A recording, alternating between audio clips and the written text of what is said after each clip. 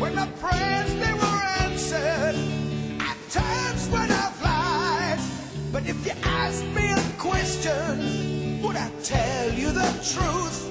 Now there's something to bet on. You've got nothing to lose, yeah.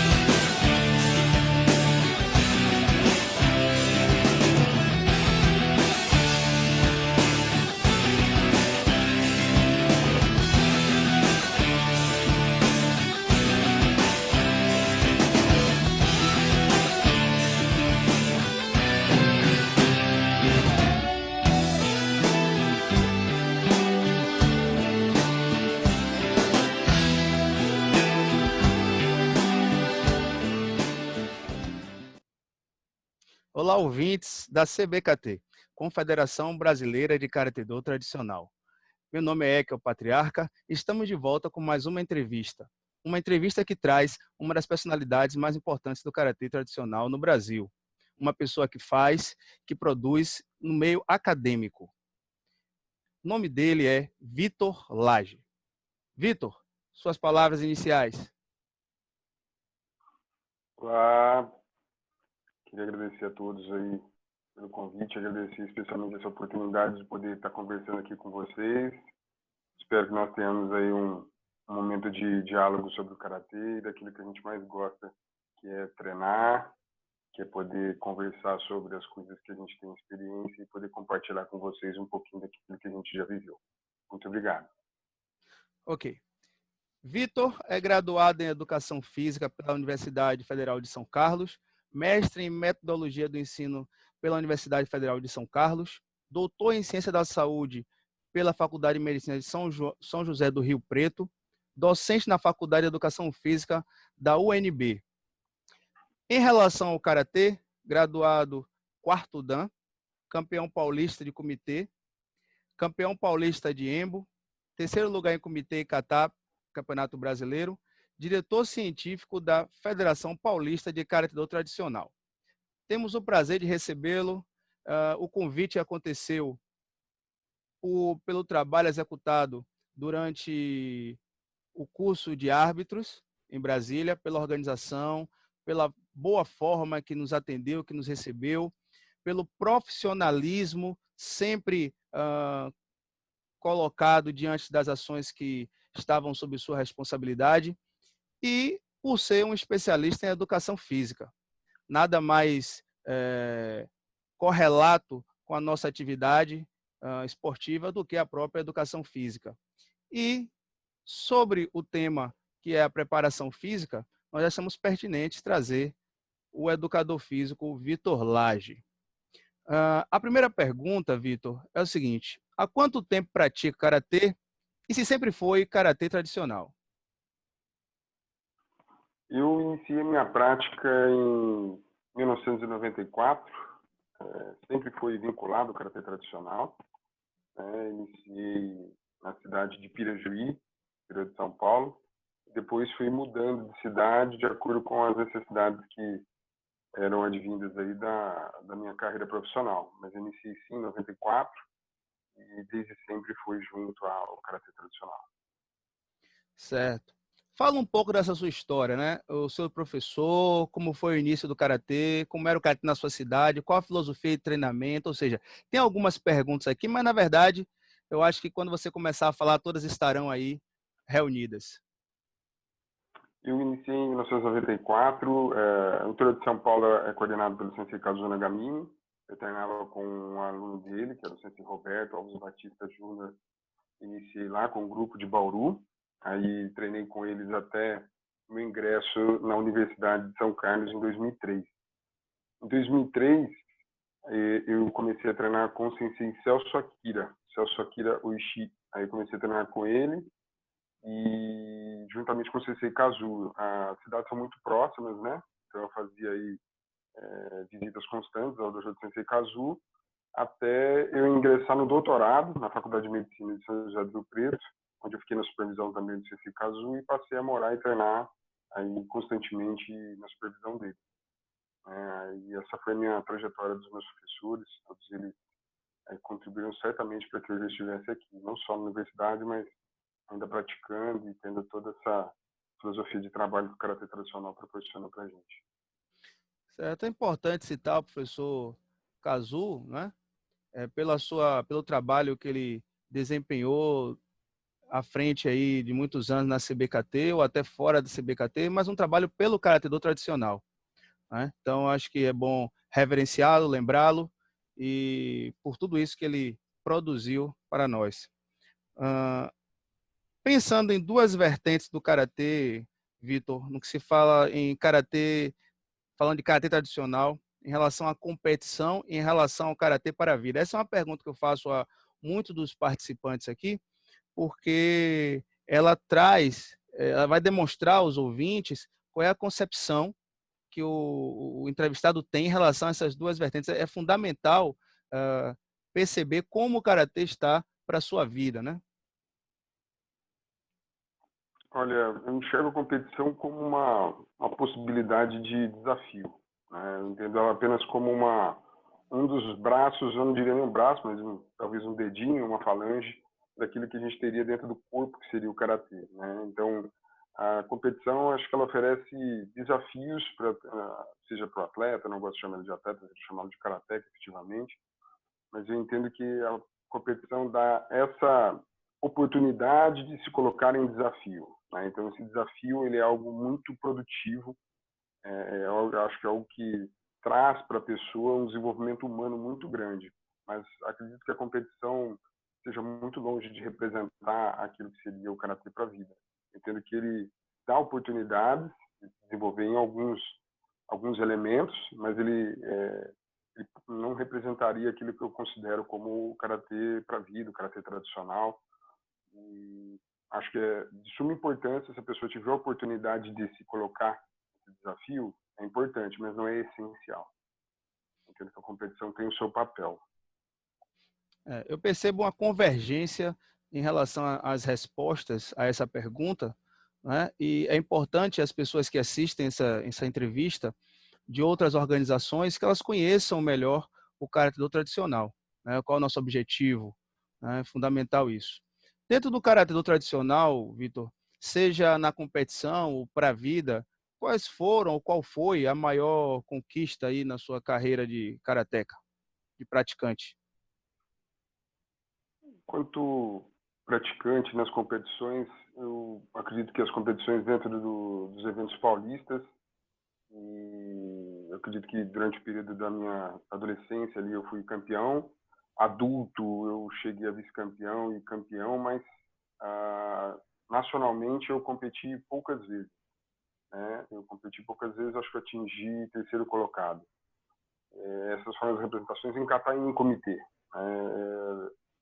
Acho que essas seriam as competições que eu tive mais representatividade. Eu não competi internacionalmente por questões objetivas da minha carreira. Foi uma escolha eu focar num determinado momento da minha vida e ele convergia com o ápice da competição.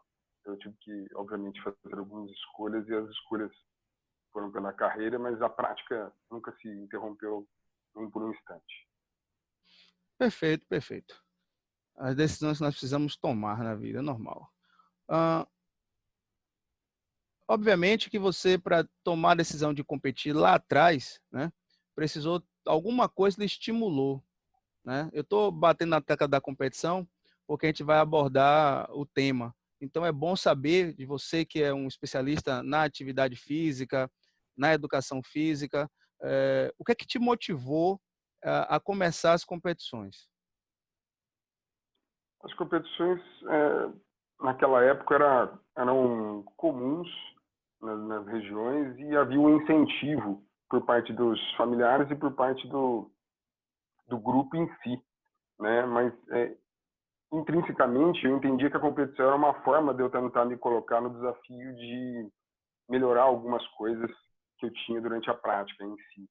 Eu sempre tinha um desafio de tentar me colocar numa situação de estresse e ver como eu reagiria naquilo. Então era uma forma de eu me testar, né, e ver como eu reagia. E aí eu acho que a competição oferecia isso, especialmente no comitê. O comitê era uma situação muito interessante onde você treinava algumas coisas, treina ainda, e elas são testadas com pessoas que você não conhece. Muitas vezes a gente tem a rotina com os mesmos parceiros de treino, mesmo que em alguns eventos, mas a competição é algo que ela coloca isso no limite, né? Você tem um desafio, você é avaliado por outras pessoas e naquela avaliação você deve colocar ali o seu melhor. Então essa era mais ou menos a perspectiva que eu tinha naquele momento, naquele instante. E aí eu vou completar um pouco essa pergunta, me veio uma coisa na mente agora, que é o seguinte, você falou no treinamento de algumas técnicas, e a questão da preparação mental, como é que você compreende isso? Olha, para mim não houve, não me recordo na época de fatores estressores que fossem uma ameaça ao meu desempenho. Eu acredito que, como todos, as primeiras competições tinham um nível maior, né, de estresse e ansiedade, mas conforme você vai ganhando uma certa segurança das habilidades que você acaba desenvolvendo, você acaba se sentindo mais seguro. Existe sempre um nível, e esse nível eu entendo como ele é adequado, ele deve existir com um certo nível de você tem que manter uma certa ativação. Então isso eu sempre tive e sempre encontrei algumas situações de você, quando você enfrenta alguns atletas que são mais renomados, você se encontra numa situação de um desafio ainda maior. Afinal de contas, você está encontrando com pessoas que são excelentes karatecas. Então essas eram situações que eu me encontrava no desafio maior, quando eu digo mental, principalmente, né? Eu acho que eu tive bons frutos. Afinal de contas, eu encontrei outros desafios na minha vida e acredito que essa situação me trouxe algumas reflexões que são frutíferas. Eu acho que eu aprendi muito, me desenvolvi muito e trouxe isso para minha vida, para minha carreira profissional. Perfeito. Então eu entendo, diante da sua fala, que aí começa uma relação realmente do que se treina, do que se vive no Cotô com a vida profissional. Então, tá aí um dos objetivos da competição, né?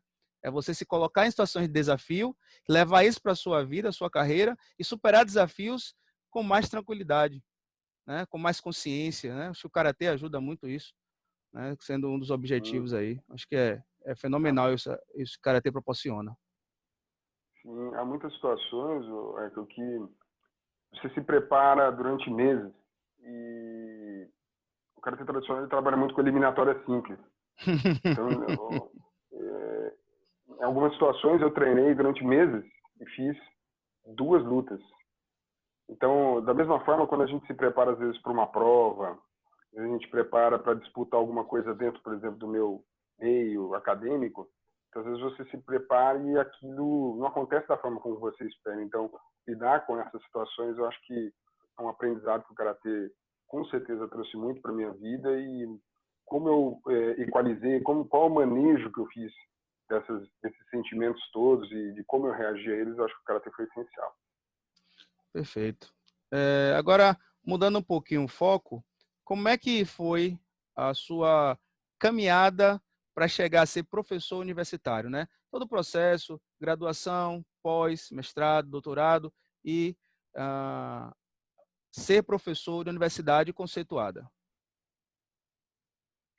Eu, inicialmente, durante o meu ingresso na universidade, foi algo muito curioso, que eu acho que é um pouco ponto fora da curva que ocorreu comigo, acho que não é comum, mas não cheguei a conversar com isso com as outras pessoas, e aquelas que eu conheci não foi igual.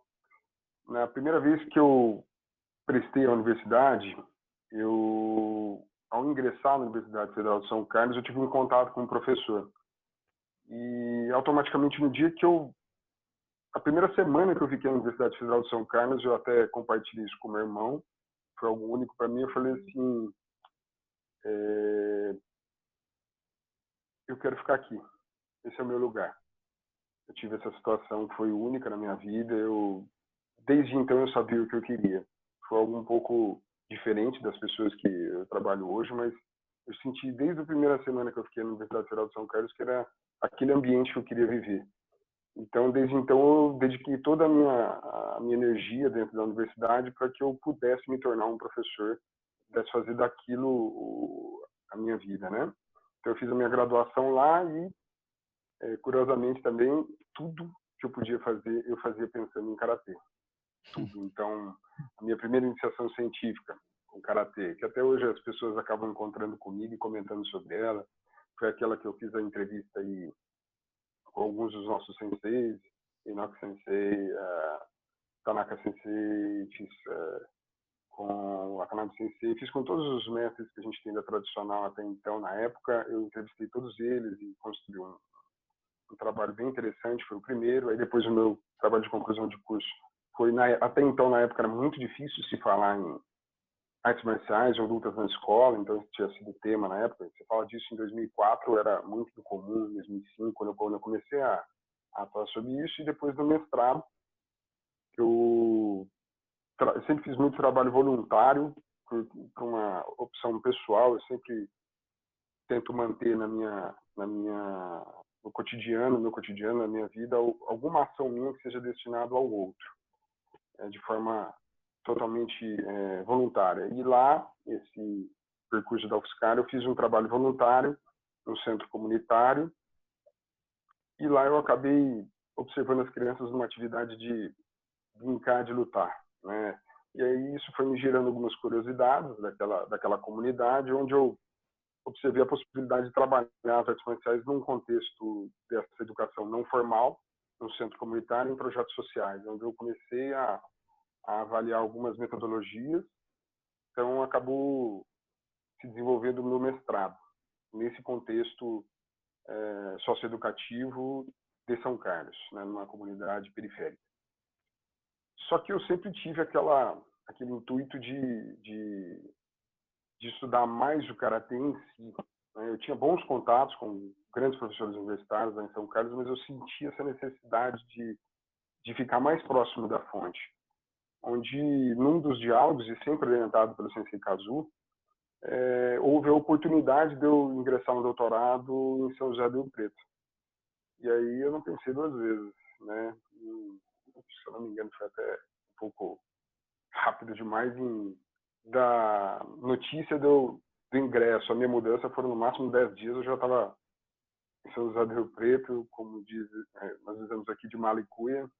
Eu iniciei meus treinamentos por lá e por lá fiquei, até então ingressar aqui no concurso público, mas lá ingressei no doutorado, fui muito bem acolhido pela Faculdade de Medicina, e então surgiu uma outra ideia. Pela minha proximidade com esses estudos dos projetos sociais, a gente começou a questionar algumas coisas. Foi até de um pequeno diálogo que eu observei com alguns professores de um projeto de judô, e algumas pessoas perguntavam assim, uma criança apresenta-se muito fechada. Eu vou usar alguns termos não acadêmicos para ficar uma assimilação um pouco mais corrida. E os pais falaram assim, põe ele para fazer judô, põe ele para fazer karatê. Aí um outro pai veio me comentando com outra situação, falou assim, meu filho é muito agressivo, ele não para. Aí a recomendação que eu vi de um outro professor, põe ele para fazer karatê, põe ele para fazer judô. Questionei, e aí, esse caso de pronto também concorreu na mesma linha, e falou assim, Vitor, mas então o karatê judô virou remédio para todo mal, né? Eu falei assim, então, esse é um objeto de estudo que me motiva muito a gente tentar avaliar não só essas questões, mas também avaliar a própria construção do projeto social para qual se destina. Mas a gente não tinha um projeto de karatê com um volume alto, um volume grande de praticantes, E judô, a gente tinha ali um projeto extremamente bem coordenado, de um volume imenso. Nós tínhamos ali pelo menos 1.000 crianças treinando, jovens e adolescentes, na mesma tutoria, do mesmo grupo, coordenado, uma coisa assim, admirável a gestão que eles fazem dessa parte técnica do judô em São José do Rio Preto, do professor Fará. Então é um projeto que a gente fez a proposta, e ele não só ficou muito contente, como nos deu todo o apoio para que eu desenvolvesse. Então foi por isso que a gente optou pelo judô na época, e não um projeto de karatê, por essa possibilidade de avaliar um número grande de praticantes, né? Tendo uma coordenação mais centralizada, não seriam professores distintos, de instituições distintas, mas seria uma linha. Isso nos daria mais controle do estudo. E aí, ao final desse projeto, muito próximo do final, na hora que eu fiz a defesa, abriu o concurso aqui, na Universidade de Brasília, para a cadeira de lutas. E eu terminei o doutorado em dezembro, na segunda quinzena de dezembro. Em fevereiro abriu a prova, eu me inscrevi, em julho eu prestei, quando foi a prova, né?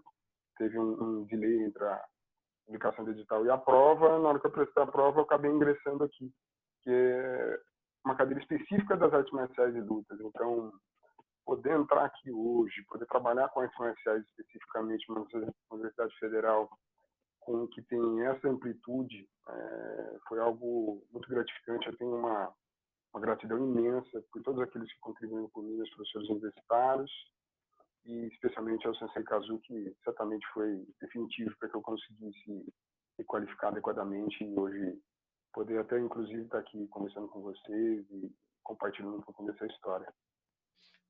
Eu faço questão de citar o currículo das pessoas para que todo mundo conheça a caminhada, né?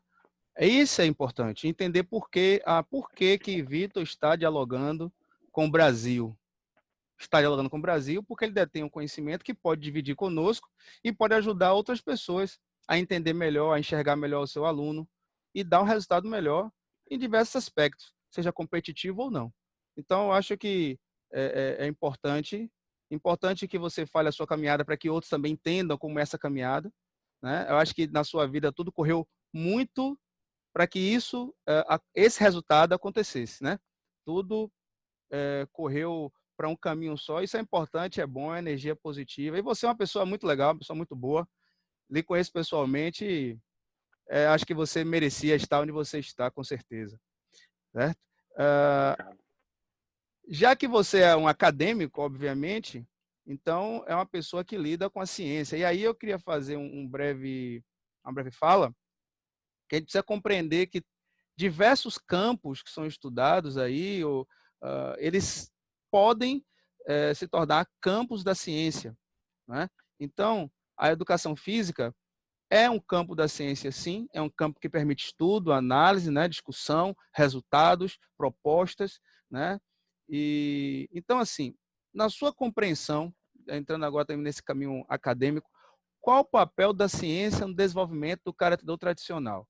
Como é que você, que é um cientista da educação física, entende isso? Olha, o Karatê Shotokan, ele sempre esteve intimamente ligado às universidades. A própria estruturação do Karatê Shotokan foi no seio da universidade.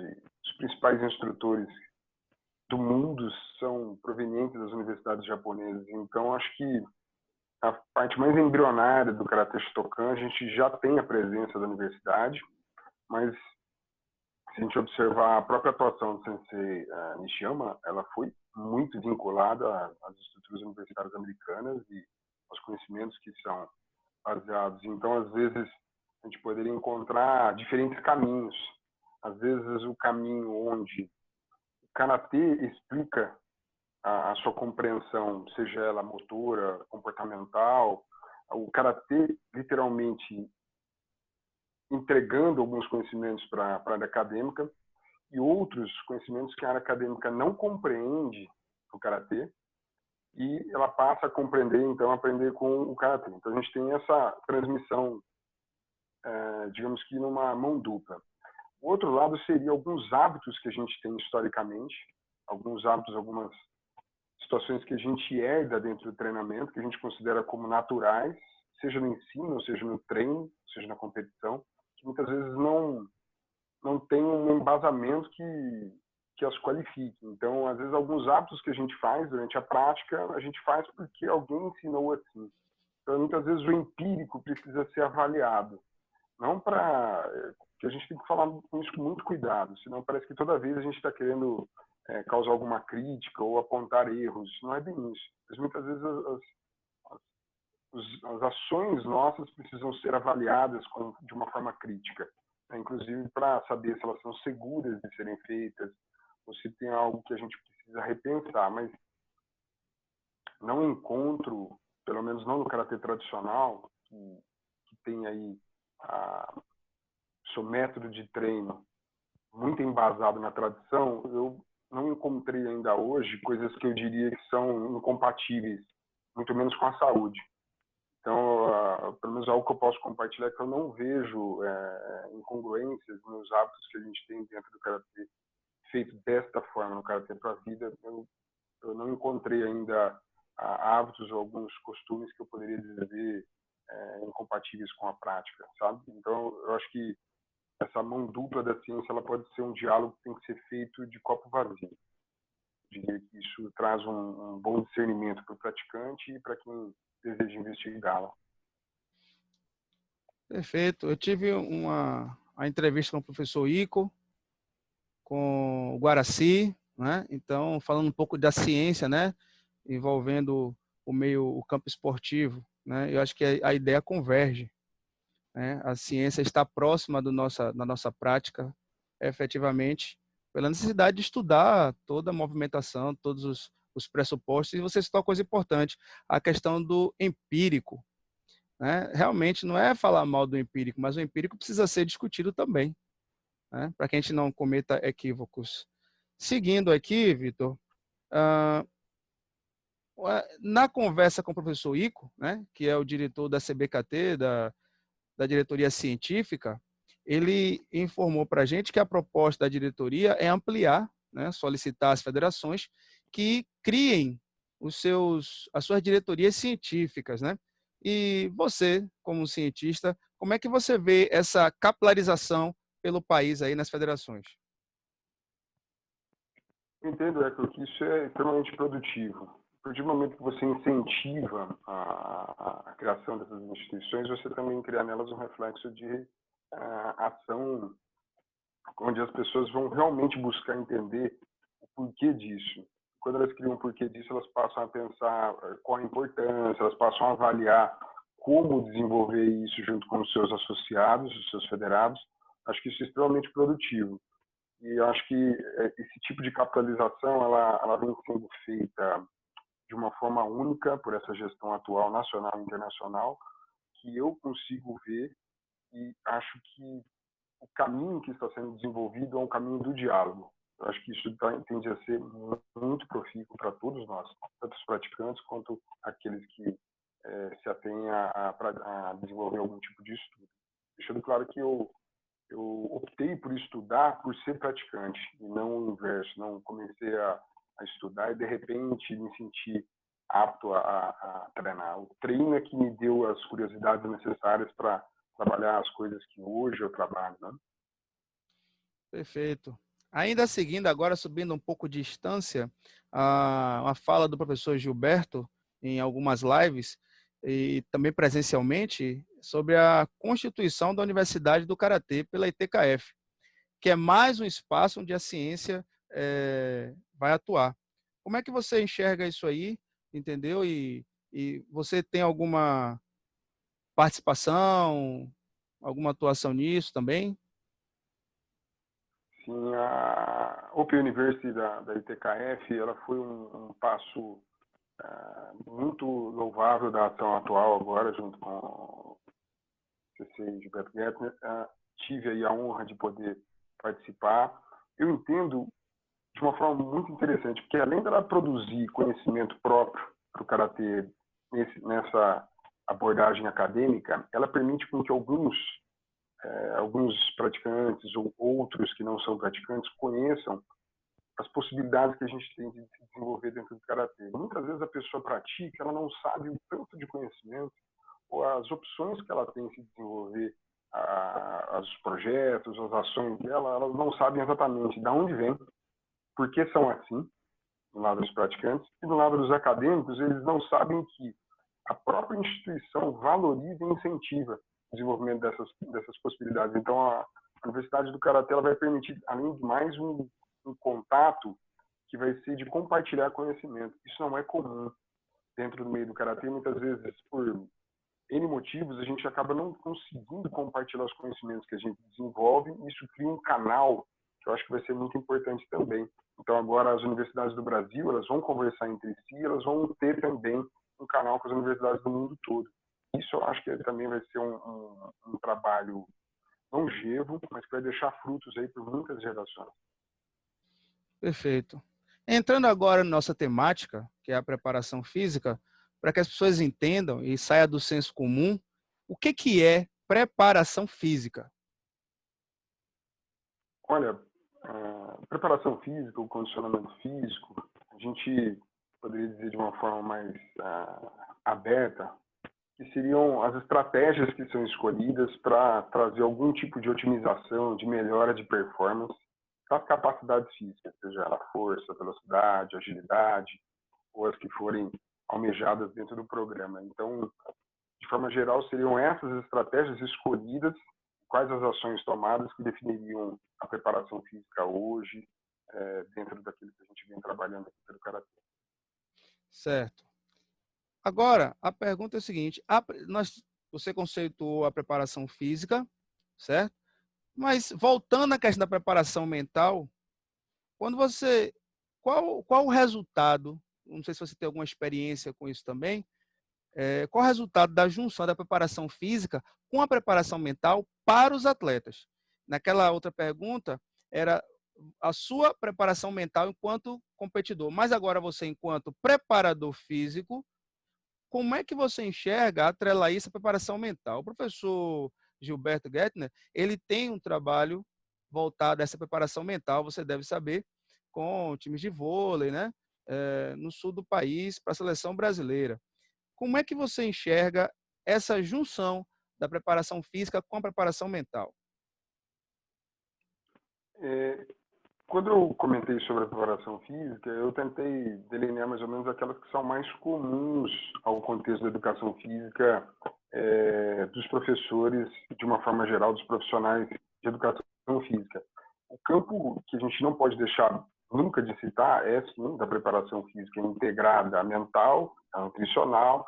Então, são diversos fatores que influenciam no desempenho esportivo.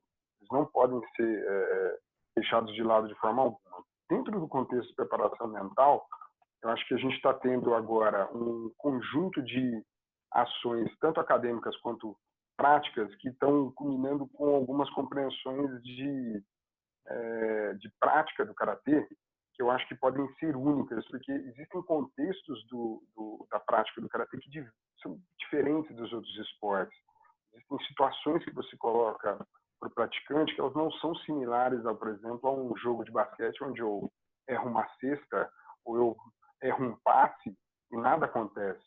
No Karatê, você tem alguns desafios, como se eu errar um soco ou se eu errar um chute, eu posso acertar a pessoa de uma forma a causar danos sérios à saúde dela.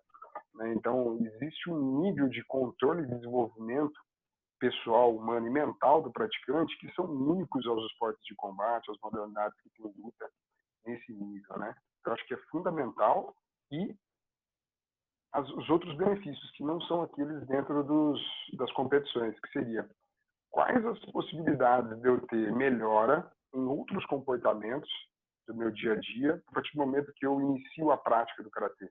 Então, numa situação como a gente está vivendo, por exemplo, de agora, confinamento, como que eu reajo a uma situação de ansiedade e estresse?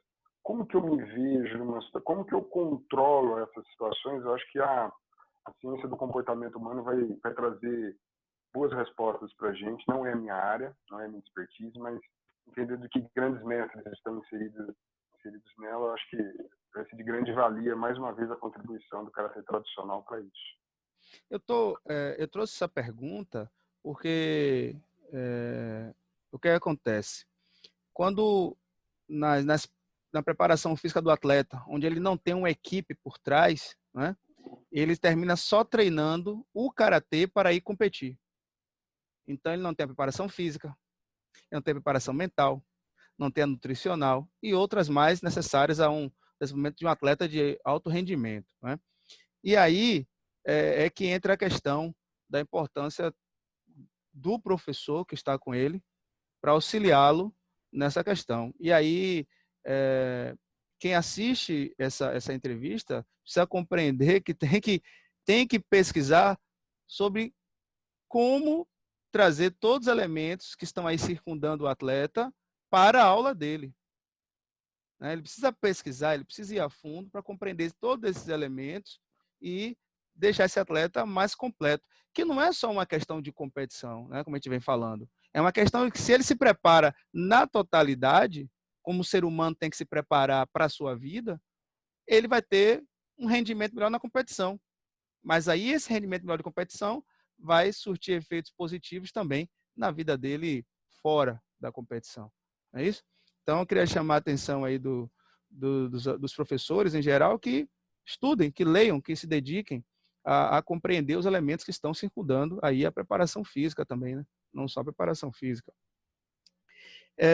Voltando aqui para a questão, a preparação física para o karatê tradicional em seleções estaduais ou nacionais. Você já participou de alguma seleção? Como é que você pensaria construir uma estrutura, alguma coisa? Como é que isso poderia acontecer? O que é que você poderia dizer aqui para os ouvintes em relação a, olha, pode ser estruturado dessa forma, pode iniciar assim, elementos básicos, né? Eu sou leigo no assunto, que a minha formação, na verdade, é em artes, né?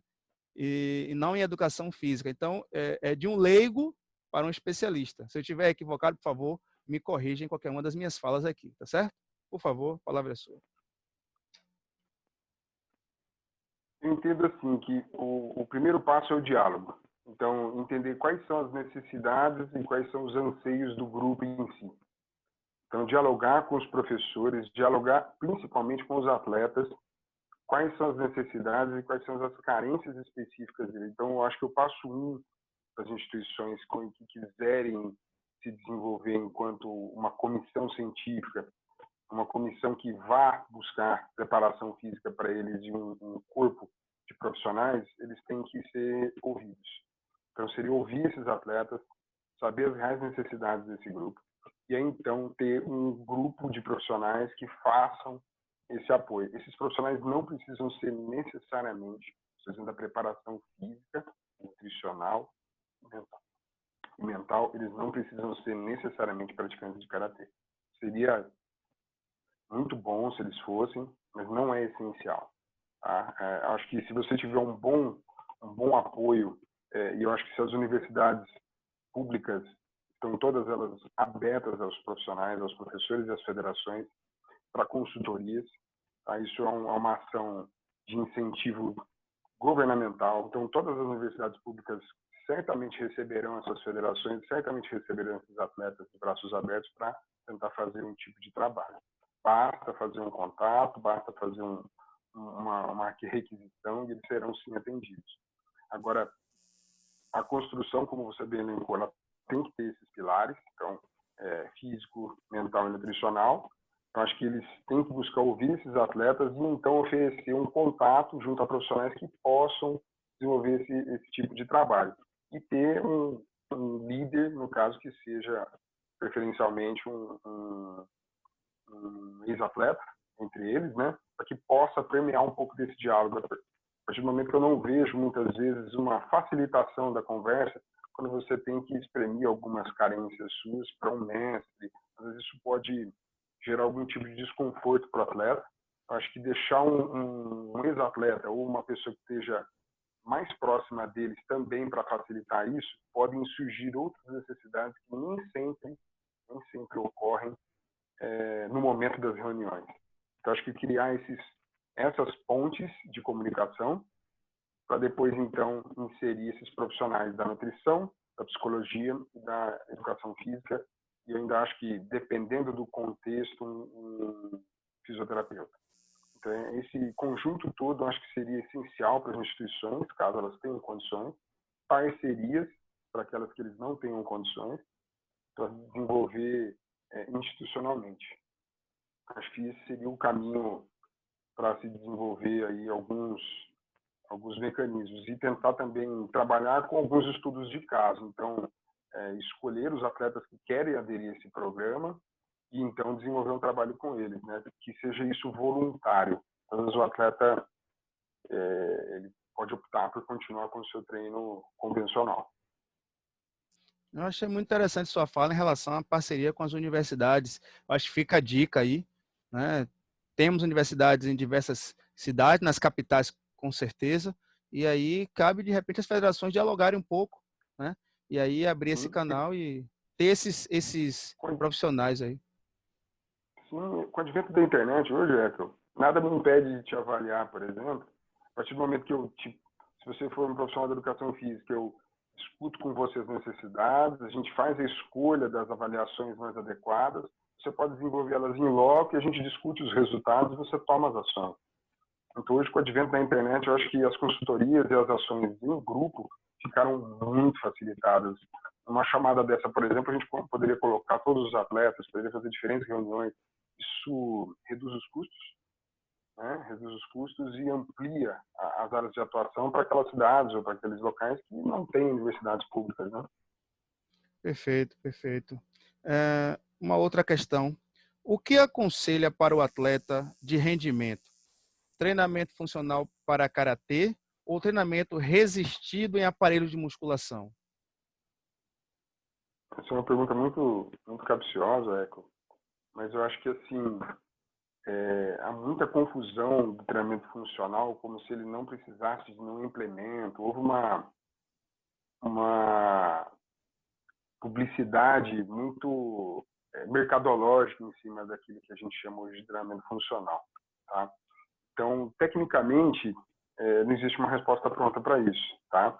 A gente precisa saber quais são as bases do atleta e quais as necessidades dele. Então, tecnicamente, ele tem competência motora para fazer desenvolvimento de alguns exercícios com peso livre, ele tem competência motora para isso, ele tem base de força, ele tem coordenação motora para desenvolver os exercícios com segurança, pesos livres, com a carga adequada. Então, ele faz a opção por trabalhar dentro dos aparelhos para tentar depois passar para um treinamento com peso livre. Então, particularmente, se o atleta tem competência motora e tem força de base, a opção é por peso livre e movimentos multiarticulares, que seriam movimentos que não seriam, por exemplo, uma rosca direta, onde você tem só uma flexão de braço, por exemplo, flexão de cotovelo. Você vai optar sempre por exercícios multiarticulares, mas isso depende. Então, contexto 1, tem condições para se desenvolver de forma segura, tem força suficiente, tem competência motora e força adequados a desenvolver peso livre seriam melhores. E entender que aparelhos e outros tipos de exercícios são adequados em alguns momentos específicos, onde você precisa corrigir um desequilíbrio muscular, por exemplo, onde você precisa recuperar o atleta. Então, esses exercícios que são aplicados em alguns equipamentos, eles são adequados em alguns momentos da preparação física. Eles não são deixados para trás eternamente. Às vezes é necessário recuperar alguns desses aparelhos, utilizá-los para você poder adequar o seu programa. Agora, a opção dos exercícios livres e multiarticulares para atletas que têm essas condições seriam mais alinhadas com o que a gente tem hoje dentro do treinamento esportivo, se for por optar. Então, não chamaria de treinamento funcional, eu chamaria de treinamento com pesos livres. Aí eu acho que talvez teria um alinhamento conceitual mais adequado. Tá? Uma outra questão é o seguinte: o trabalho aeróbico ajuda em que para o melhor desempenho do karatê-do tradicional? Bom, primeiro eu vou diferenciar algumas coisas que eu acho que podem estar inseridas nessa pergunta e depois eu discorro sobre efetivamente a capacidade aeróbica. Veja bem, para o atleta, para ele caracterizar a prática competitiva, ele vai ter momentos de alta intensidade, momentos de baixa intensidade. Então, ele está ali na movimentação, e em determinado momento ele passa a executar o golpe que ele queria para tentar atingir o ponto. Então a gente chamaria isso, esses intervalos, e você tem uma luta, depois você tem um intervalo, você tem outra luta, a gente chamaria isso de uma atividade intermitente. O karatê se caracteriza por uma atividade intermitente. É diferente de você pegar, por exemplo, uma corrida de 5 quilômetros, onde a pessoa atinge um determinado nível e naquele nível ele se mantém durante a corrida e talvez dê algum sprint próximo da linha de chegada. Mas aparentemente ele é mais constante, muito mais constante do que a prática dos esportes de combate, por exemplo. A gente teria não só o karatê nisso, mas o judô, taekwondo, todas essas modalidades têm uma característica de intermitência. Quando a gente pensa que no karatê eu vou praticar um soco, um chute e ali acabou. Então não tem necessidade de eu ter uma capacidade aeróbica bem desenvolvida. Mas as características energéticas envolvidas nessas atividades que são de um tempo e de espaço muito curto, segundos, elas dependem, a recuperação dessas capacidades dependem, energeticamente, elas dependem de um bom condicionamento aeróbico. Então, para eu me recuperar entre os combates, por exemplo, uma boa capacidade aeróbica é fundamental para o atleta. Se você considerar um karateca da tradicional, vai fazer kata individual, pode fazer kata equipe, pode fazer embo, e depois ele vai lá e faz comitê, equipe, ele Fukubu. Pense comigo que são 6 modalidades, ele tem que ter uma capacidade aeróbica muito bem estabelecida, não tem? Então, está aí uma justificativa para a capacidade aeróbica bem desenvolvida. O que a gente tem que talvez tentar descrever para os professores é que capacidade aeróbica ficou muito confundida com correr e nadar. Então, muitas vezes a gente fala assim, eu preciso desenvolver a minha capacidade aeróbica, eu vou fazer o quê? Correr. Boto o atleta para correr. Quase que começar o treino e pensando que aquela corrida que ele dá em volta do tatame, X horas, X voltas, aquilo está sendo importante para o condicionamento dele aeróbico. Não só não está, como a transferência vai ser muito baixa. Então, existem outras estratégias. Hoje, a gente teria um tempo reduzido para discuti-las, mas a gente pode tentar fazer isso em outros momentos junto com os interessados, deixando aqui os canais de comunicação. Existem outras estratégias que permitem o desenvolvimento dessa capacidade aeróbica e anaeróbica de forma simultânea e qualificadas para os esportes de combate, para as lutas. Quando eu falo assim, é para que a gente entenda que elas não são exclusividade do karatê, mas elas são dessas atividades que são intermitentes. Então, no caso do karatê, ela pode se aproveitar dessas metodologias e ter aí benefícios muito grandes para os karatecas que vão se desenvolver nas competições. Então, é importante, mas é diferente de só correr. Não estou dizendo que correr não ajuda, não é isso. Pode ajudar na capacidade, mas a transferência ela não é a melhor possível. Perfeito. E gostei da ideia da gente conversar posteriormente. Outro convite pode surgir, viu? Para discutir esse tema aí, que eu acho que esse tema aí, ele é fundamental compreender como, de fato, você pode desenvolver a capacidade do atleta. Né? E você deu um exemplo perfeito. Aquela corridinha antes do treino, como se fosse desenvolver isso. É um exemplo perfeito. Quebrar o gelo, se for para quebrar o gelo, se for para manter um alinhamento das pessoas, eu entendo aquilo como você está permitindo uma internalização do momento de treino. Então, assim, tudo é possível, mas a gente não pode achar que só por fazer aquilo vai resolver o problema e só porque é uma atividade que é classicamente tida como aeróbica, ela vai ter transferência para o momento do combate. Né? Então, isso tem que ser bem descrito aqui. E eu vou aproveitar um pouco dessa oportunidade de dizer que uma das coisas quando a gente vai pensar numa equipe é que os professores precisam de capacitação para trabalhar. Então, muitas vezes, algo que é importante das instituições ao estabelecer suas equipes é que eu tenho que dar condições que tem que qualificar os professores a atuarem com seus atletas, com seus karatecas, quando eles desejarem assim fazer. Então, eu não posso te entregar uma coisa ou te dizer só o que deve ser feito se eu não te der uma capacitação prévia para você e para o atleta, para que vocês entendam a importância desse treino, a importância dessa atividade para o seu desempenho. Senão você não vai ter uma adesão. Essa adesão é importante. Então, quando eu falo dessa formação da equipe e de ouvir esses atletas, depois você tem que ter uma ação de convencimento e qualificação do atleta e do sensei. senão não vai ter, com certeza não vai ter sucesso a todo o projeto em si, né? Eu queria também esclarecer isso para que fique claro que as coisas não são horizontais, não são verticais, se decidem assim, e elas também não são de mão única. Elas devem ser horizontais e bidirecionais. Perfeito. Bom esclarecimento. É, você já utilizou técnicas de caráter tradicional para auxiliar a preparação física de algum atleta, ou seja, o karatê como elemento de preparação. Tá me entendendo? Você pode usar natação? Pode usar natação. Mas e o karatê? Por exemplo, o professor Gilberto Gettner já usou o karatê com o pessoal do vôlei, por um aspecto de tentar trabalhar a unicidade. Ele cita isso, já estou mais de uma vez, inclusive. Você já teve essa experiência alguma vez, de usar o karatê para lhe auxiliar na preparação de algum grupo ou de algum atleta, mesmo que ele não seja do karatê? Gestos motores, não, mas atitudes de enfrentamento, seja para o programa ou para o desenvolvimento do projeto em si, com certeza. Então, muitas vezes, quando a gente utiliza desses exemplos e dos conceitos que o karatê tem em si, que não são diferentes nas outras modalidades, mas traz, digamos que um poder de trabalho maior, tendo em vista que o karatê ele carrega um valor humano muito grande nas outras modalidades. As artes marciais em si têm isso de uma forma bem estabelecida.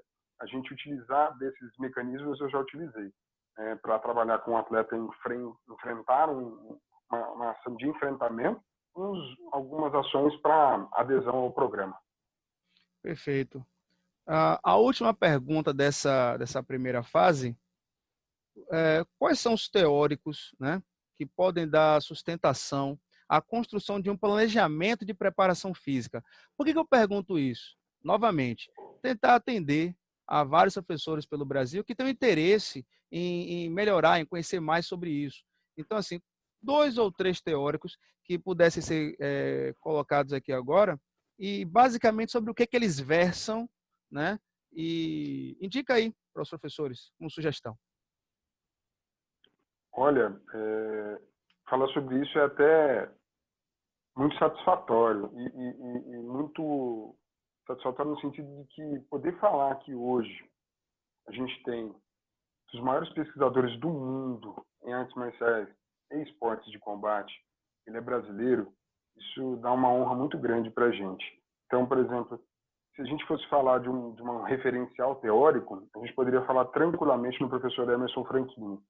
Dentro do campo universitário, ele é o maior pesquisador nessa área, tá? No mundo.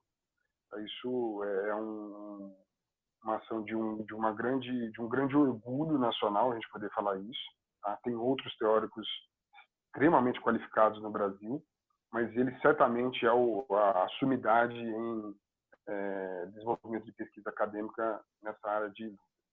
Atualmente, um grande pesquisador que anda desenvolvendo também excelentes trabalhos é o professor Irineu Loturco.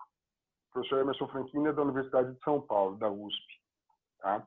E o segundo que eu citei agora, o professor Irineu Loturco, ele é o diretor do Núcleo de Alto Rendimento de São Paulo. Então, lá ele está desenvolvendo ciência da mais alta qualidade e desenvolvendo ações práticas de atletas de alto rendimento de diferentes modalidades. Então, acredito que se tiver algum tipo de dúvida ou se tiver alguma referência que as pessoas possam buscar, seriam essas duas. Hoje, a gente diria com tranquilidade que essas duas referências são de excelência na área acadêmica, para as modalidades e os esportes de combate. Vou incluir aqui o professor Vitor Lage também, viu? Nessa lista aí. Muito, muito distante. Mas sou muito inspirado por eles, né? Não posso negar isso. Tenho uma inspiração muito grande neles, são pesquisadores de altíssimo nível. Aqui na Universidade de Brasília, eu tenho 2 professores que me acolheram no laboratório para que eu pudesse desenvolver os estudos que eu estou hoje desenvolvendo, o professor Martim Botaro, o professor Hamilton Vieira, ambos me acolheram, eles e os seus alunos, para que eu pudesse hoje desenvolver alguns trabalhos do meu interesse. Então, eu tenho que também expressar esse agradecimento que eu tenho por ambos, né? Eles permitiram que hoje eu estivesse trabalhando de forma muito gratificante no ambiente da universidade e também dão essa autonomia para que a gente busque estudar aquilo que nos dá satisfação e motivação. Então, eles são a minha referência hoje na Universidade do Brasil, nos trabalhos que eu desenvolvo, e são fundamentais para tudo que eu faço hoje na universidade, dentro do campo de pesquisa, são os dois professores também. Eu citei o seu nome porque você é uma referência para o karatê tradicional, Vitor. O seu estudo, sua preparação e tudo aquilo que você ainda vai produzir, né? Você é o cara jovem, ainda tem muito a produzir, muito a doar, a se entregar a essa área que você tanto gosta. E por gostar tanto, tenho certeza que as consequências para a CBKT serão consequências positivas, certo? Se nesse momento a sua dedicação é numa parte, de repente daqui para frente essa parte pode se ampliar e voltar para a confederação e estar atento aos nossos atletas de uma forma muito mais direta, por exemplo, certo? É uma possibilidade, né? Eu acredito que até federações podem se interessar em entrar em contato contigo, né? Eu vou deixar o seu e-mail, se você me permitir, aqui na descrição, para que possam falar contigo, ouvir sugestões, orientações, né? É importante que a gente valorize as pessoas que existem no nosso meio e que produzem um bom trabalho. Né? Agora você entende o motivo pelo qual você foi convidado, bem como todos os outros que foram convidados aqui para a entrevista e para a live. São pessoas que contribuem de alguma forma, certo? Direto ou indiretamente, mas têm uma contribuição e nós todos precisamos reconhecer e ouvir, né, ter as orientações necessárias para o bom desenvolvimento nos estados e tal, onde for, certo? Bom, diga. Eu queria fazer um depoimento aqui que a receptividade que eu tive, o acolhimento que eu tive pela gestão da CBKT foi algo não só me impressionou, como muito me sensibilizou, me deixou assim não só feliz, como assim me deu uma energia, uma injeção de energia muito grande quando eu tive esse contato mais próximo dos gestores, especialmente na visita deles aqui na universidade, durante os seminários de arbitragem. Toda a idealização dos projetos da Confederação Brasileira de Karatê Tradicional foi algo que me deixou extremamente motivado em trabalhar cada vez mais pelo Karatê. Então, eu queria dizer assim, queria depor aqui, deixar claro que eu fiquei não só feliz, mas eu fiquei motivado em trabalhar pelo Karatê Tradicional, independente da vertente ser voltada à preparação física ou à formação de professores, que é algo que eu tenho extrema admiração por quanto que a visão da Confederação Brasileira de Karatê Tradicional, a CBKT, a visão dela pela qualificação dos seus professores e pela formação dos seus instrutores em alto nível tem sido um mantra dito em todas as reuniões do quanto são importantes, do quanto é importante a valorização desses conhecimentos e da qualificação dos professores para que isso se mantenha nos níveis que são aqueles, digamos assim, estruturados de longo prazo pela tradicional. Então, ver isso acontecer e ver esse acolhimento pelos gestores me deixou muito feliz. Trabalhar pela CBKT ou as outras instituições que têm interesse dentro das federações vinculadas a ela, para mim vai ser um imenso prazer. Tá? Então, não pensem vocês que isso é demanda extra, na verdade vai ser um imenso prazer.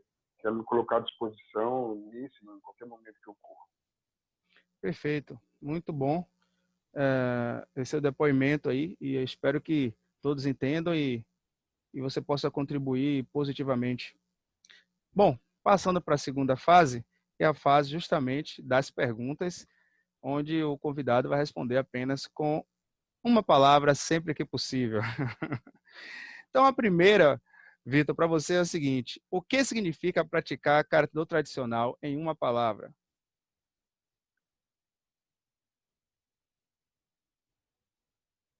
Praticar karatê tradicional para mim, viver. É por isso que é o jogo do Kyo. Eu vou deixar o entrevistado ali na dúvida, hein? Qual o seu lema preferido entre os 5? Respeitar acima de tudo. Reiki Omozuri Koto. Qual o adversário mais difícil em competições que você tenha participado? Fábio Simões. É duro. Qual o atleta que você mais admira no Taekwondo tradicional?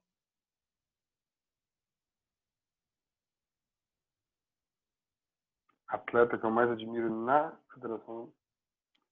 Eu ainda tenho o Fábio Simões como atleta que eu mais admiro. Perfeito. Qual a valência física ou mental que mais se destaca em você enquanto karateca? Persistência. Qual o kata ou golpe que você mais utiliza? O kata que eu mais pratiquei foi o Basaidai, mas eu estou numa transição nesse momento. O golpe que eu mais utilizo é o esqui. Certo. Sua profissão. Professor. Formação humana saudável, em uma palavra. Respeito. Longevidade do praticante do karatê.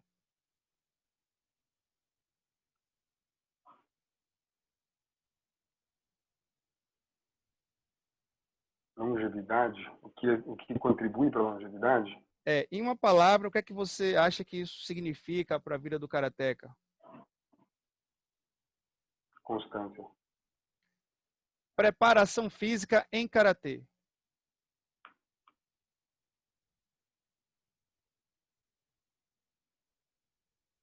Praticar. Treinar. CBKT.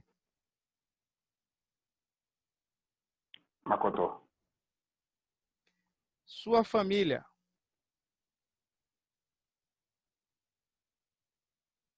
Gratidão. As competições. Amizade. Seu mestre. Megamente Sensei. Agora, você por você mesmo. Se defina aí, Vitor Lage. Esse é mais difícil. Olha o que o. Esse foi um nipom. Eu entendo que eu acho que o que mais me caracterizou até hoje foi persistência, sabe? Acho que eu nunca foi uma questão de talento, nunca foi uma questão de oportunidade apenas. Eu acho que foi aprender a dizer não, ter foco. Aprender a ter foco hoje, eu entendo que é muito mais próximo de escolhas, saber fazer essas escolhas, conviver com elas e persistir. Eu acho que talvez elas tenham momentos, obviamente, de um amargo na boca, mas as conquistas elas ocorrem e tudo passa. Então a gente entendendo que esses ciclos passam pela vida da gente, a coisa que o karatê tradicional mais me mostrou como essencial para a manutenção dessas condições todas foi a amizade. Então os amigos que o karatê me trouxe e me traz, eu acho que é algo que me dá cada vez mais vontade de viver e de praticá-lo. Eu acho que para isso eu sempre carrego comigo. É o que eu sempre tenho carregado comigo e tem trazido boas reflexões. Perfeito. A última, e acho que é a mais tranquila. Qual é a mensagem que você deixa aí para os praticantes de karatê do Brasil?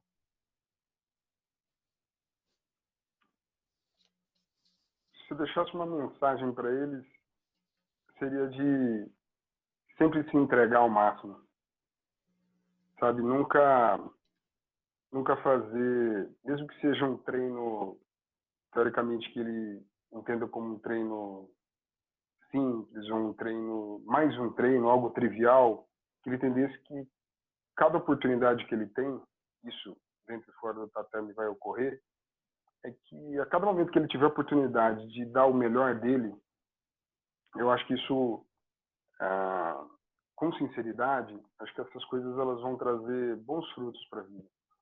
Tem uma mensagem que eu disse e aprendi ela com CC Cazu, inclusive, o sentido dela é algo que eu tenho ruminado em todos os momentos da minha vida, é uma expressão que é gambater, dê o seu melhor, sabe? Então, não é uma questão de entender o que a gente diz popularmente como boa sorte. Eu entendo que, ao invés de boa sorte, eu tenho que desejar para você que você dê o seu melhor. E esse melhor, com sinceridade, eu acho que é uma linha que eu ando tentando manter sempre no meu dia a dia. Então, a mensagem que eu deixaria para eles: treinem duro e treinem dando o seu melhor, com sinceridade. Se vocês puderem fazer isso dentro e fora do dojo, acho que seria a melhor mensagem que eu poderia deixar para os praticantes. Desejar para eles, nesse momento que a gente está passando aqui em específico, eles tenham muita paciência e muito respeito pelo outro. Ok, Vitor, foi um prazer recebê-lo aqui no nosso projeto. O que eu percebo é que esse tema ele é muito vasto, demanda muito tempo para se compreendê-lo a fundo, mas fica esse início de conversa e a possibilidade que você nos dá de dividir mais conhecimento com as federações em outros momentos, tá certo? Então, eu queria aqui, mais uma vez, deixar as últimas considerações para você e depois eu fecho a entrevista. A última mensagem, por favor. Que eu queria deixar aqui um agradecimento. Agradecer a você, a Martina, a CC Cazu e todos da diretoria da CDKT por essa oportunidade de estar conversando com vocês. Eu aqui me sinto honrado em poder ter esse bate-papo com vocês e de ter todas as outras oportunidades que a gente vem a ter nesse momento que a gente está tendo agora. Deixo o meu agradecimento, tá? E dizer que, para mim, é uma satisfação e uma honra ter essa oportunidade. Ok, Vitor. Nós também agradecemos em nome do professor Sérgio Bastos. Mais uma vez, eu espero que a entrevista tenha atendido às necessidades e às demandas de todos vocês. Trouxemos mais uma pessoa que produz, né, e que ainda vai produzir muito pela CBKT e pelo Karatê no Brasil. Ok? Então, mais uma vez, muito obrigado e os